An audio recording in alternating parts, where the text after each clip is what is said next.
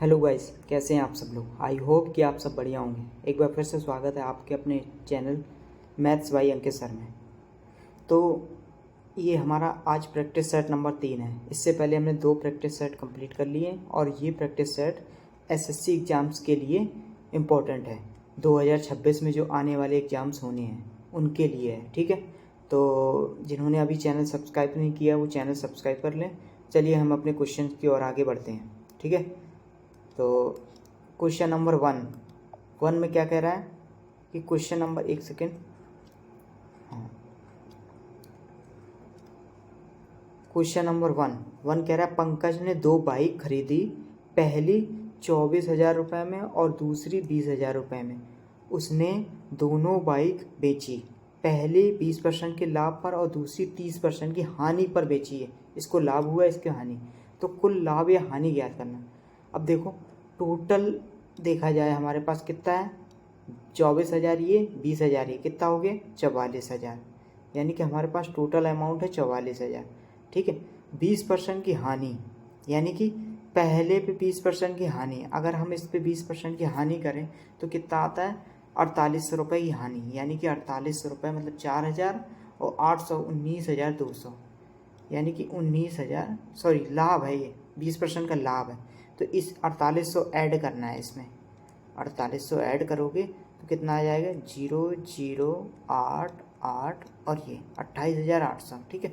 यहाँ पे 30% की हानि कह रहा है, तो 30% की हानि करोगे तो हम इसका 70% निकाल लेंगे। तो कितना आ जाएगा 1 2 3 0 और 7 दूनी 14, यानी कि 14,000, यानी कि 14,000 ये आया। अब ये टोटल जोड़ो कितना हुआ 42,800, 42,800। यहाँ से ये पता चल गया होगा 42,800 कि यहाँ पे हानि हो रही है। अब देखो कितनी हानि हो रही है, तो हमारे पास कितने 1,200 रुपये की हानि हो रही है। तो 1,200 answer, option 4 is correct. Next question number 2 में कह रहा है यदि संख्या ये है 11 से विभाज्य है तो ए का मान ज्ञात कीजिए। देखो डिविजिबिलिटी रूल होते हैं तो उनके रूल अलग होते हैं। अब मैं बताऊंगा एक अलग से क्लास में कि 2 4 6 या 5 3 2 जो डिविजिबिलिटी रूल हैं उनके कैसे निकलते हैं, ठीक है। अभी फ़िलहाल हम क्वेश्चन की ओर बढ़ते हैं। तो क्वेश्चन में कह रहा है 11 से विभाज्य, यानी 11 का डिविजिबिलिटी रूल कहता है कि एक छोड़े एक नंबर को ऐड करो। 8 3 11 5 16, 16 डिफरेंस ए प्लस के बाद 6 6 4 10, यानी कि ए प्लस 10। अब इन दोनों का डिफरेंस या तो 0 हो या फिर 11 हो, तभी ये 11 से विभाज्य होगा। तो देखो हमें ए की वैल्यू चाहिए। अगर ए की वैल्यू यहाँ पे अगर हम 6 लिख दें तो देखो 0 आंसर आ जाएगा। 6 लिख दें तो 0 आंसर आ जाएगा। तो हमारे पास ऑप्शन में भी 6 है, ऑप्शन 1 इज करेक्ट।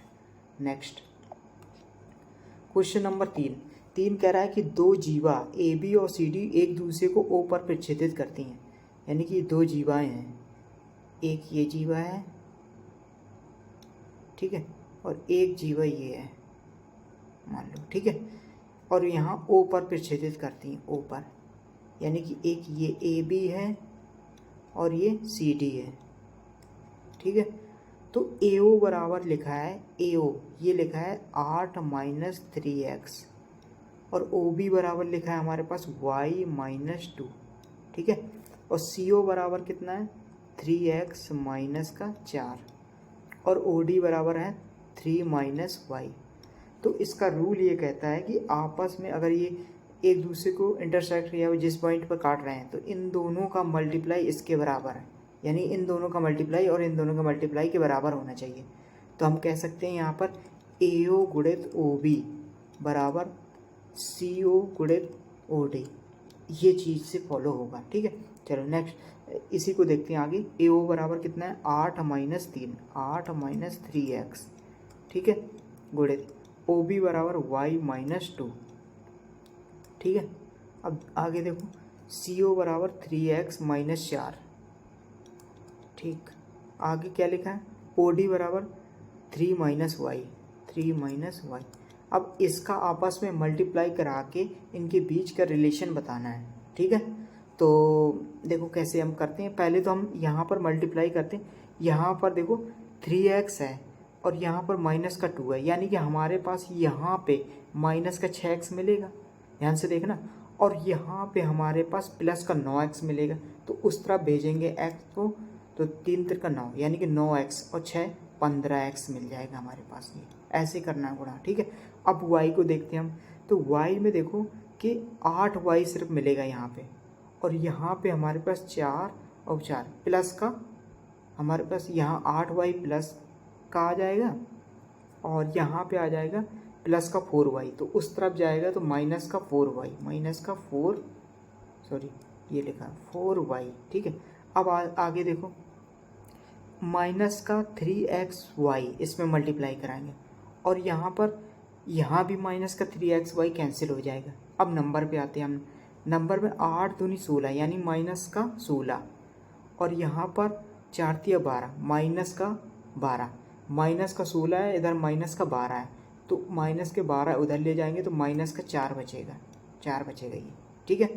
अब देखो यहाँ पे कुछ गड़बड़ किया है कि x में, एक बार चेक कर लें, माइनस का प्लस का 6x हो गया हमारे पास यहाँ पे, और यहाँ पर प्लस का 6x, और यहाँ पर हमारे पास कितना आ जाएगा 3 3 का 9, यानी कि प्लस का 9, यहाँ प्लस का 6x, यहाँ प्लस का 9, 9 में से 6 जाएगा 3 बचेगा, ये गलती से लिख दिया 3x आएगा, ठीक है।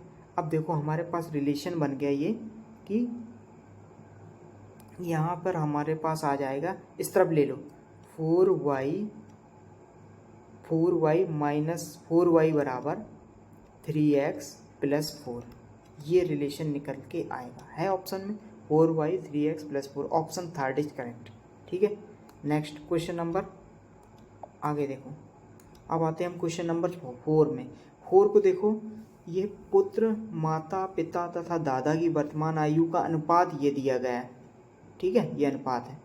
पुत्र और माता की वर्तमान आयु का औसत 27 वर्ष है, 7 वर्ष बाद माता की आयु, देखो इसको पूरा डिटेल से करने की जरूरत है। औसत दिया 27, यानी 4 लोग हैं, 4 लोगों का औसत 27 है, टोटल कितना होगा 27 को 27 दूनी 52 दूनी 108, 108 सम करके फिर इसके बाद नंबर निकाल के देखो 8 7 15, 15 और 15 4 19, देखो 7 2 9, 9 8 17, 17 18 19 10 29, तो 29 आया टोटल हमारे पास ये रेशियो।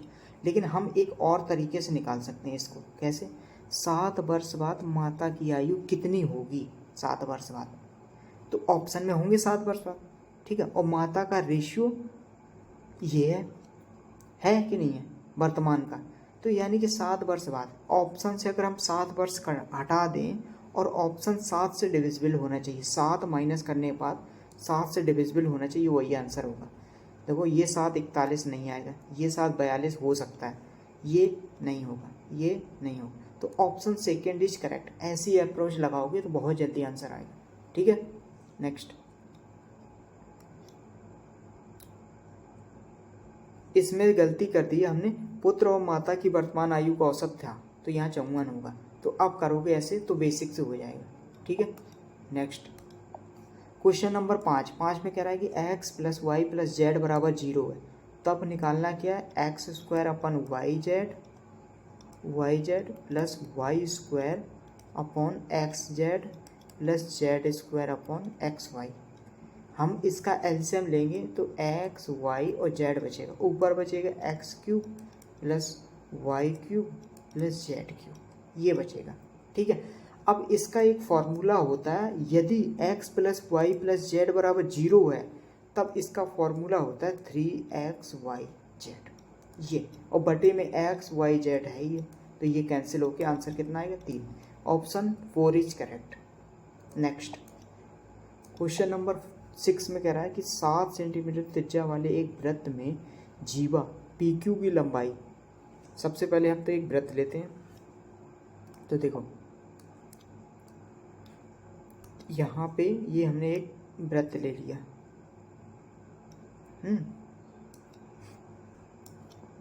अब देखो एक सेकेंड, एक हमने ये वृत्त लिया, ठीक है।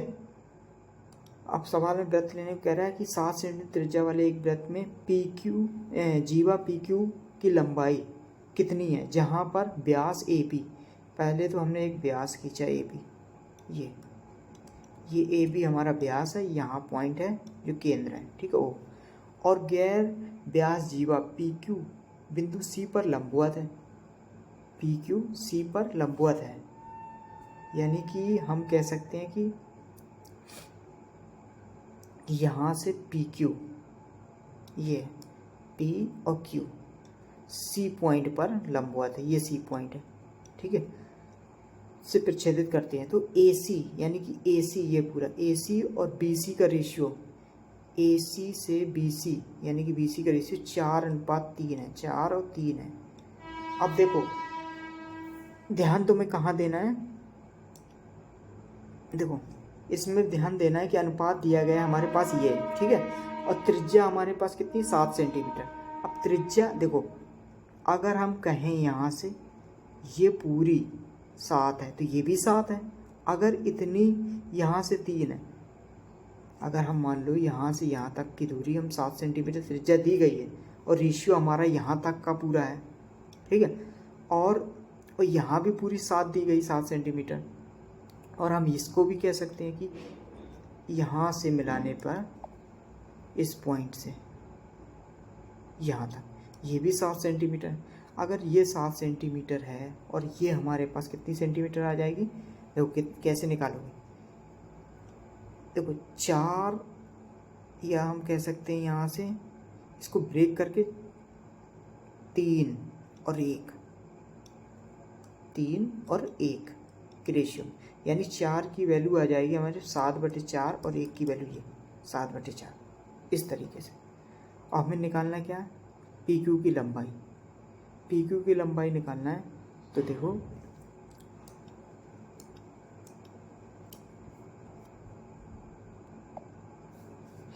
तो यहाँ से हमें PQ की लंबाई निकालना था, तो देखो 4 और 3 का रेशियो दिया गया था। अगर हम ये 4 और 3 देखा जाए, ये पूरा सेंटर से होके जा रहा है ये पूरा, तो ये टोटल 7 हो रहा है, रेशियो हमारे पास 7 है, लेकिन हमें पास व्यास कितना हो जाएगा, 14 हो जाएगा। तो 1 की वैल्यू हमारे पास यहाँ से 2 निकलेगी, यानी कि 4 की वैल्यू तो 8 आ जाएगी, 3 की वैल्यू 6 हो जाएगी।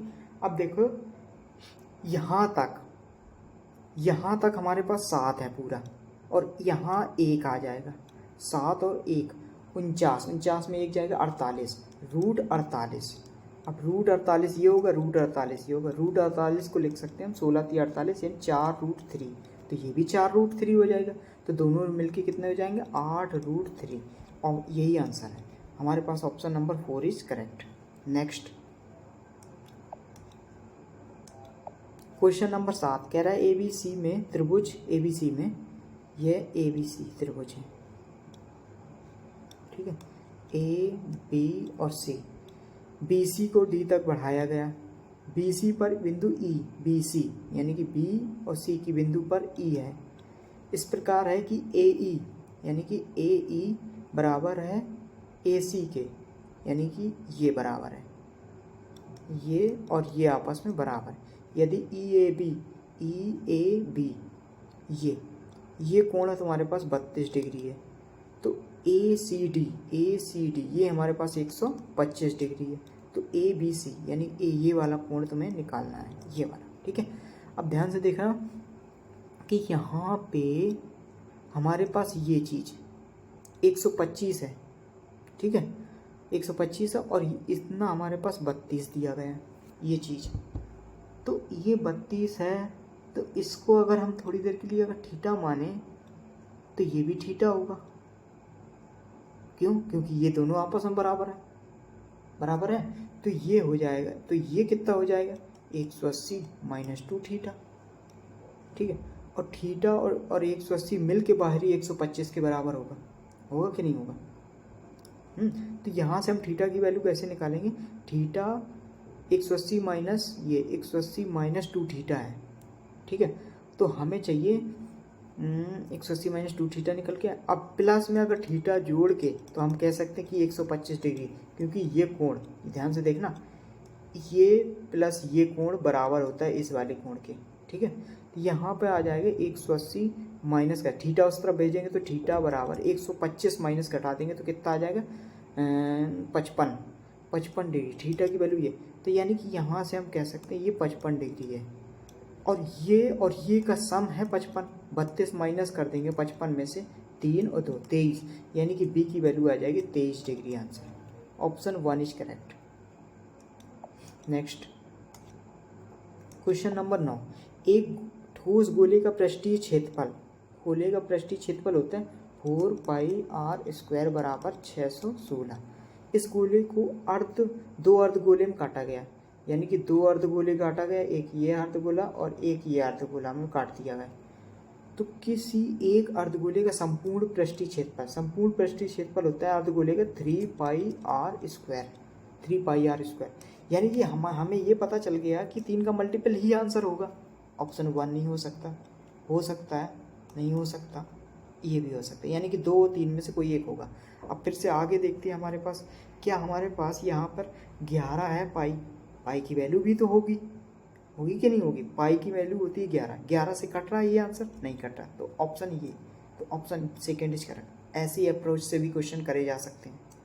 नेक्स्ट क्वेश्चन नंबर 9 में कह रहा है कि 2 लड़के 540 मीटर लंबे पुल के विपरीत छोर पर खड़े हैं, यानी कि 540, ठीक है।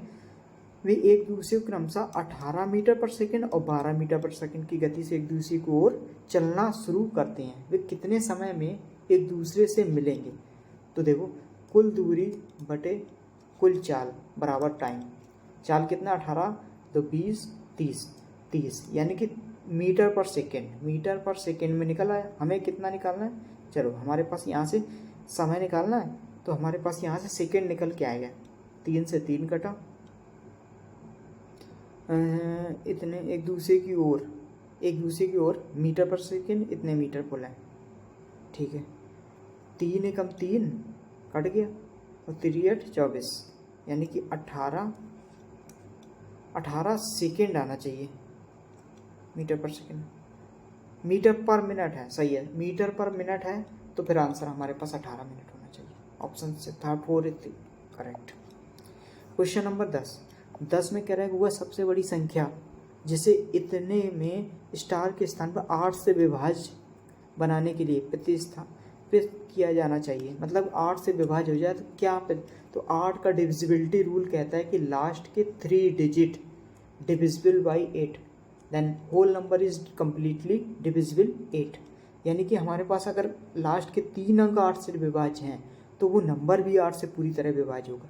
तो देखो 48 ये लिखा है, अगर यहाँ पे 1 ऐसे हम नंबर पुट करेंगे, या ऑप्शन से भी कर सकते हैं। ऑप्शन से हमने जैसे 0 रखा, ठीक है, तो 8 छंग 48 कट रहा है, ठीक है। अब देखो 0 भी रखने पे कट रहा है, 2 भी रखने पे कट रहा है, 9 रखने पे नहीं कट रहा, और हमारे पास 8 रखने पे भी कट रहा है। उसमें सवाल में पूछ रहा है सबसे बड़ी संख्या क्या है, तो ऑप्शन 3 इज करेक्ट, 8, ठीक है। अगर हाँ, ये देख सकते हो कि ये आपका सेट नंबर 3 हो चुका है कंप्लीट। इसके बाद हम कुछ सेट नंबर 4 करेंगे, और आप मुझे कमेंट बॉक्स में बताइए कि आपको वीडियो ये कैसा लगा, और कमेंट ज़रूर करना। और जिन्होंने अभी तक चैनल सब्सक्राइब नहीं किया वो चैनल सब्सक्राइब कर लें। थैंक यू गाइस, मिलते हैं नेक्स्ट वीडियो में।